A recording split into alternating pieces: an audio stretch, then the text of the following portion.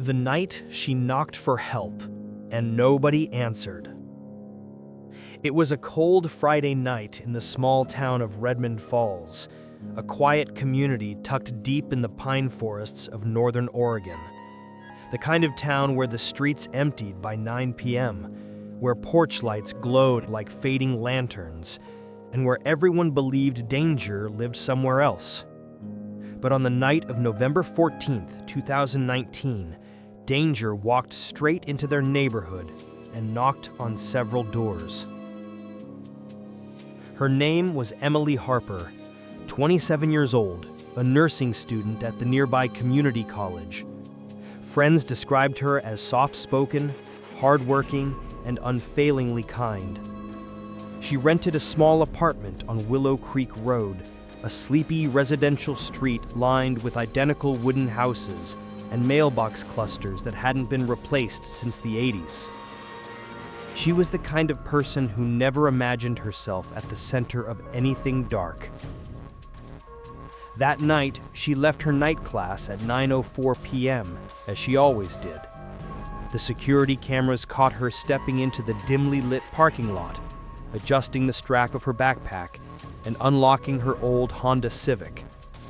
Nothing unusual. She drove out of the lot, turned right onto Highway 22, and disappeared into the darkness of the rural road. She was supposed to be home by 9:30. She never made it. 10:11 p.m. First knock. Residents later recalled the sound clearly. A single knock, firm but not aggressive, on the door of Mr. and Mrs. Landry, an elderly couple in their 70s. Their porch camera recorded Emily standing there, hair damp from mist, breathing fast, eyes wide like she had seen something terrifying. She wasn't screaming, she wasn't frantic, but she was scared. It was the kind of fear that simmers just beneath the skin. She knocked again. The Landrys were awake, their living room light was still on, but they didn't answer. They later told police they thought it was just a stranger selling something, and they were too nervous to open the door that late. Emily stepped back, looked over her shoulder into the darkness of the street, and whispered something the camera didn't catch. Then she hurried away. 10:18 p.m., second knock. 7 minutes later, she arrived at the home of Daniel Royce, a 35-year-old single father. His door camera showed her knocking twice, then 3 times, more urgently than before. She kept glancing behind her. She looked like she was listening for someone. But Daniel didn't hear the knocks. He was upstairs putting his daughter to bed, earbuds in, listening to music on his phone. Emily stood on his porch for 32 seconds. She tried the doorbell. She stepped back and looked down the street again, her breath fogged in the cold air. Then she moved on. 10:24 p.m., third knock. Her last recorded stop was at the home of Marissa Cole, a local realtor. Marissa was awake, scrolling on her phone, watching TV, just a few steps away from the front door. She heard the knocks. She admitted that later, but she didn't answer. The town had experienced a rise in porch thefts and break-ins. People had grown wary. Marissa peeked at the blurry shape through her frosted side window, but didn't recognize the face. The porch light was off. She froze, and she stayed silent. Emily knocked twice more. Then she whispered something again. This time the audio barely picked it up. It sounded like, "Please, someone." 2 words. That was all. She stepped off the porch, walked down the sidewalk, and disappeared into the dark between 2 houses.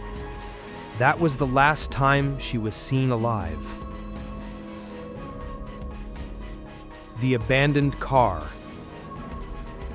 At 11:03 p.m., a passing driver reported a stalled vehicle on the shoulder of Old Mill Road, about a mile from Willow Creek. When deputies arrived, they found Emily Civic sitting crooked, hazard lights blinking. The driver's door was open. Her bag was still inside. Her phone lay on the passenger seat, screen cracked. No signs of a struggle, no blood, no footprints except hers. The engine was dead. The car battery had failed. Investigators later determined it had been dying for weeks. She probably never realized it. She had walked for help, and no one answered. The search. By morning, half the town was looking for her. Hundreds of volunteers combed the woods and creek beds. Drones surveyed the sky. Bloodhounds followed her scent from the car all the way to Willow Creek Road, where the trail stopped.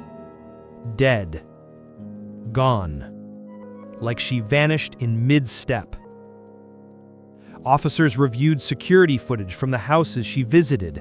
In every clip, she kept looking behind her, not nervously, fearfully, as if someone had been following at a distance. But the cameras caught no one else. Not a shadow, not a figure, not a vehicle. It was as if Emily were running from something invisible. What the neighbors heard. Over the next few days, small details surfaced. A teenager 2 streets over said she heard a woman crying softly around 10:30 p.m. A man walking his dog said he smelled something chemical near the tree line, a sharp, bitter odor that burned his nose.